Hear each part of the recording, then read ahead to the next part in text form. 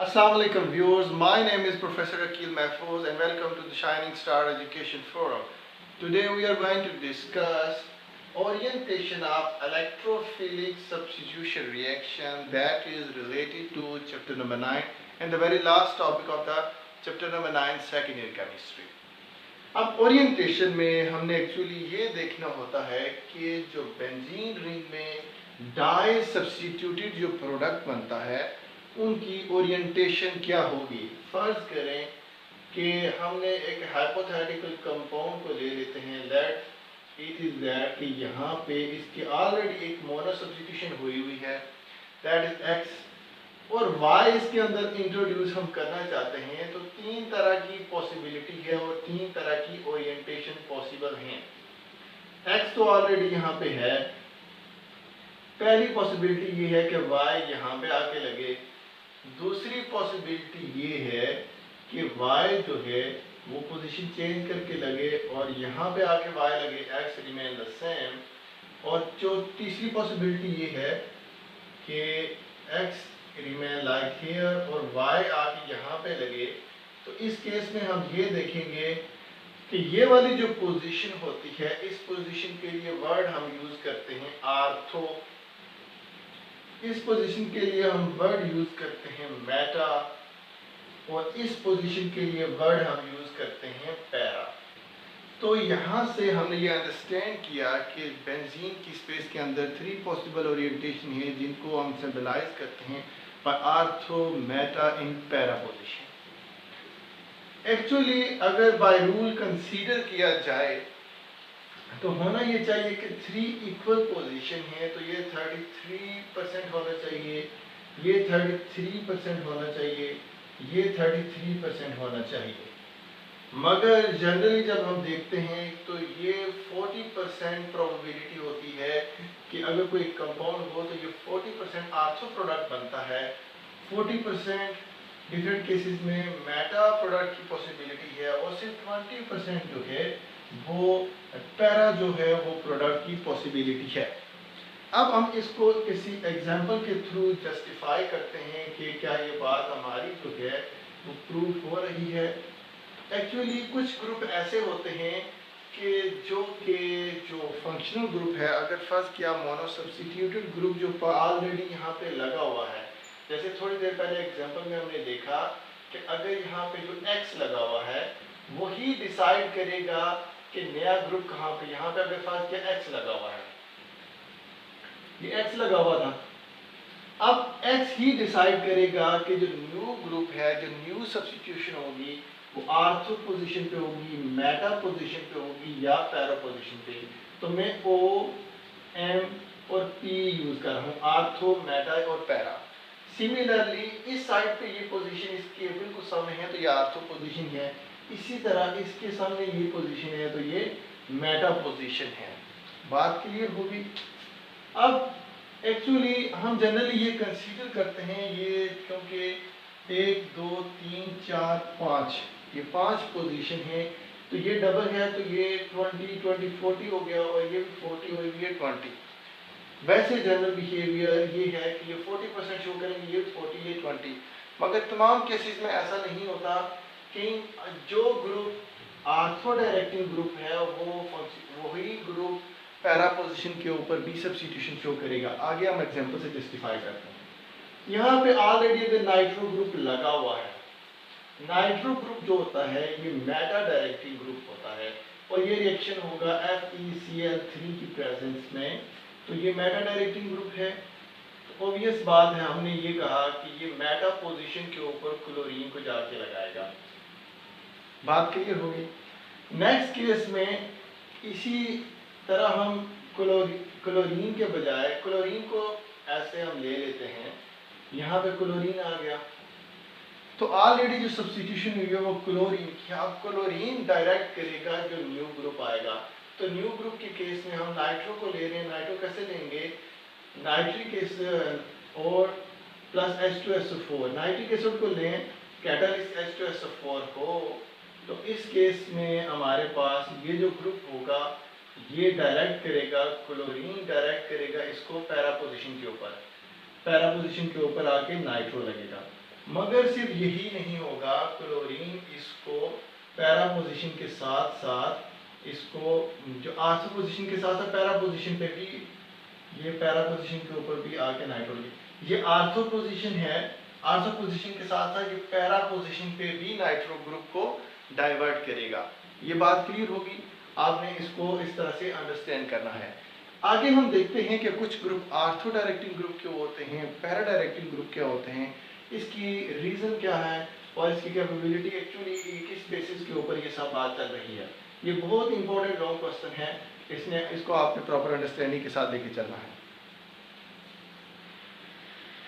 इसके बाद हम देखेंगे कि आर्थो पैरा डायरेक्टिंग ग्रुप कौन से होंगे। देखिए एक बात क्लियरली अंडरस्टैंड कर लें, वो तमाम ग्रुप्स जो कि इलेक्ट्रॉन डोनेटिंग ग्रुप होंगे या जिनके पास लोन पेयर ऑफ इलेक्ट्रॉन हो गया, वो सारे के सारे जो हैं वो आर्थो पैरा डायरेक्टिंग ग्रुप होंगे। अब वो आर्थो पैरा डायरेक्टिंग ग्रुप क्यों होंगे, जब वो इलेक्ट्रॉन या लोन पेयर रिंग को डोनेट करते हैं तो उस वक्त आर्थो या पैरा पोजीशन के ऊपर इलेक्ट्रॉन डेंसिटी ज़्यादा होती है। अभी तक जितने भी बेंजीन के हमने रिएक्शन स्टडी की और हमने कहा कि benzene electrophilic substitution reaction show करता है, अगर वो इलेक्ट्रोफाइल जब भी अप्रोच करेगा तो जिस पोजीशन के ऊपर नेगेटिव चार्ज होगा इलेक्ट्रोफाइल उधर ही अटैच होगा। अगर आर्थो पोजीशन पे इलेक्ट्रॉन डेंसिटी ज़्यादा है तो इलेक्ट्रोफाइल ऑब्वियस बात है आर्थो पोजीशन पे ही लगेगा, और अगर पैरा पोजीशन पे इलेक्ट्रॉन डेंसिटी ज़्यादा है तो ऑब्वियस बात है कि जो इलेक्ट्रोफाइल है वो पैरा पोजीशन पे ही जाके लगेगा। तो एक बात क्लियर होगी कि आर्थो पैरा डायरेक्टिंग ग्रुप कौन से होंगे, सिंपल एक वर्ड में हम इंडिकेट कर देते हैं, electron donating group. Electron donating group वो जो होते हैं वो आर्थो पैरा डायरेक्टिंग ग्रुप होते हैं। ऐसा क्यों है, because they increase electron density, they increase electron density, electron density at ortho and para position. ठीक है कि ये आर्थो और पैरा पोजीशन के ऊपर इलेक्ट्रॉन डेंसिटी को इंक्रीज करते हैं। आपकी बुक में एक एग्जांपल दी हुई है कि CH3 ग्रुप जो होता है ये इलेक्ट्रॉन डोनेटिंग ग्रुप होता है। कौन सा ग्रुप है, इलेक्ट्रॉन डोनेटिंग ग्रुप है CH3। ये बेंजीन रिंग के ऊपर इलेक्ट्रॉन डेंसिटी को इंक्रीज करता है। अगर इसको नाइट्रिक एसिड के साथ कंबाइन किया जाए in the presence of sulphuric acid, और इस केस में हमारे पास क्योंकि ये इलेक्ट्रॉन डोनेटिंग ग्रुप है तो इलेक्ट्रॉन डोनेटिंग ग्रुप आर्थो और पैरा पोजीशन पे इलेक्ट्रॉन डेंसिटी को इंक्रीज करेगा, तो ये जो NO2 ग्रुप है वो आर्थो पोजीशन पे आके कंबाइन होगा। ठीक है, अगर यही रिएक्टेंट ले आप टेम्परेचर क्या कर दें, मैं इसको थोड़ा शार्ट कर देता हूँ, 75 तकरीबन 60 to 75 सेंटीग्रेड टेम्परेचर कर दें। इस केस में क्या होगा कि जो ग्रुप लगा होगा एक आर्थो और पैरा पोजीशन पे भी नाइट्रो ग्रुप इंट्रोड्यूस हो जाएगा। CH3 यहाँ पे नाइट्रो ग्रुप लगा हुआ है, यहाँ पे भी नाइट्रो ग्रुप लग जाएगा अगर हम टेम्परेचर इंक्रीज कर दें और concentration of sulphuric acid increase कर दें। देखें पहला जो था सिंपली मिथाइल ग्रुप में जब नाइट्रिक एसिड हमने डाला तो हमारे पास हमने कहा कि सिर्फ आर्थो ये वाला प्रोडक्ट प्रोड्यूस होगा। अगर टेम्परेचर हम इंक्रीज कर दें तो ये भी प्रोडक्ट प्रोड्यूस होगा, ये प्रोडक्ट भी प्रोड्यूस होगा। इस पोजीशन को पोजीशन 1 कहेंगे जहाँ पे फंक्शन ग्रुप लगा हुआ है पहला, ये पोजीशन 2, ये 3, ये 4, ये 5 और ये 6। इसके हिसाब से इसका नाम क्या होगा 2,4 डाइनाइट्रोटोलुईन, क्योंकि CH3 ग्रुप जब लगा होगा तो वर्ड टोलुईन हम यूज करेंगे। इस केस में देखें ये 1, ये 2, 3, 4, 5 और ये 6, तो इस केस में इसका नाम क्या होगा 2,6 डाइनाइट्रोटोलुईन, तो इसका क्या होगा जी डाइनाइट्रोटोलुईन। ठीक है, अगर कंडीशन ऐसी हो जाए कि आप 100 सेंटीग्रेड टेम्परेचर ले जाएं, कंसंट्रेटेड सल्फ्यूरिक एसिड को यूज करें तो हमारे पास CH3 रिमेन लाइक दिस, और नाइट्रिक एसिड और इसमें सल्फ्यूरिक एसिड ऐड करें और टेम्परेचर आप 100 सेंटीग्रेड तक दे दें, तो आपके पास जो प्रोडक्ट प्रोड्यूस होगा वो होगा जी 246, यहाँ पे CH3 ग्रुप लगा हुआ है, यहाँ पे भी नाइट्रो ग्रुप लगा होगा, यहाँ भी नाइट्रो ग्रुप लगा होगा, यहाँ भी नाइट्रो ग्रुप लगा होगा। इसको कहेंगे हम TNT कि 2,4,6 ट्राई नाइट्रोटोलुईन, नाइट्रोटोलुईन, ठीक है। ये प्रोडक्ट हमारे पास प्रोड्यूस होगा। अब क्वेश्चन ये है कि कौन कौन से ग्रुप जो हैं वो generally ortho para directing group हो सकते हैं। हमने कहा वो वाले ग्रुप जो कि इलेक्ट्रॉन डोनेटिंग ग्रुप हैं, ऑब्वियस बात है उनके पास इलेक्ट्रॉन पेयर होना ज़रूरी है। जैसे CH3 तो हमने ऑलरेडी डिस्कस कर लिया। इस तरह OCH3 ट्वाइस ये ग्रुप हो सकता है। अमाइनो ग्रुप हो सकता है क्योंकि इसके पास लोन पेयर होता है। OH नेगेटिव आयन क्योंकि ऑक्सीजन के पास लोन पेयर है। इस तरह Cl, फिर Br और ये I क्योंकि इन सब के पास लोन पेयर ऑफ इलेक्ट्रॉन है। ये सारे के सारे इलेक्ट्रॉन डोनेटिंग ग्रुप हैं।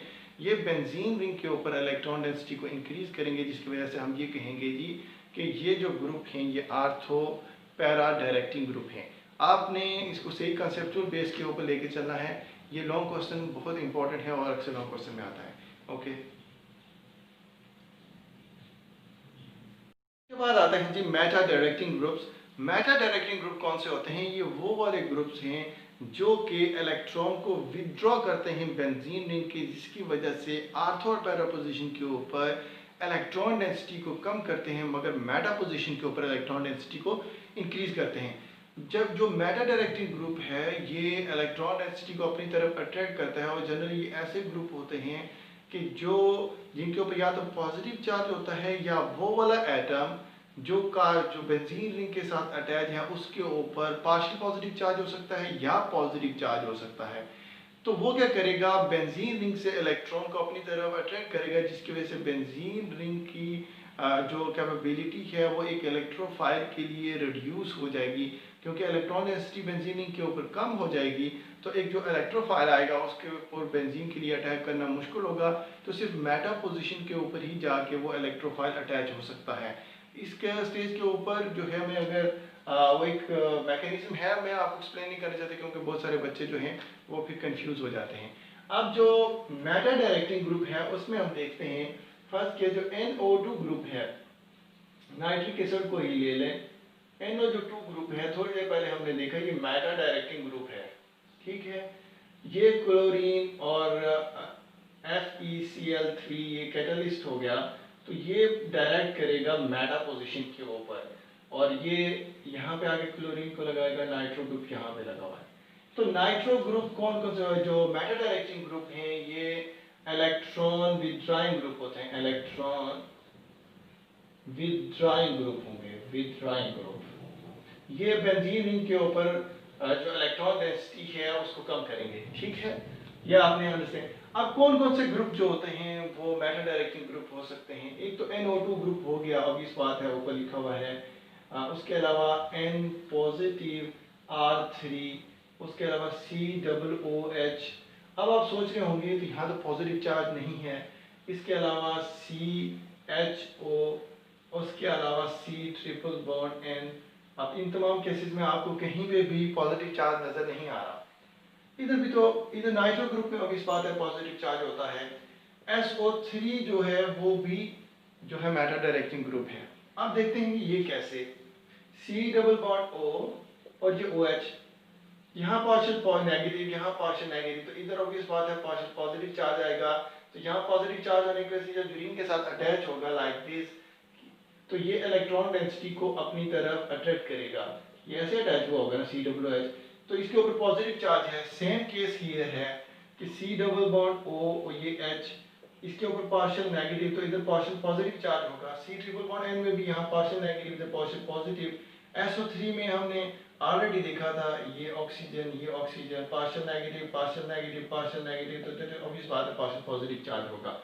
इस तरह से जब ये बेंजीन रिंग के साथ अटैच होते हैं तो ये इलेक्ट्रॉन डेंसिटी को वहाँ पे कम कर देते हैं, जिसकी वजह से इन ग्रुप को हम कहते हैं कि मेटा डायरेक्टिंग ग्रुप। इसी चैप्टर का जो आखिरी टॉपिक है उसमें उसने कंपैरिजन किया हुआ है कि अल्केन, अल्कीन और अल्काइन।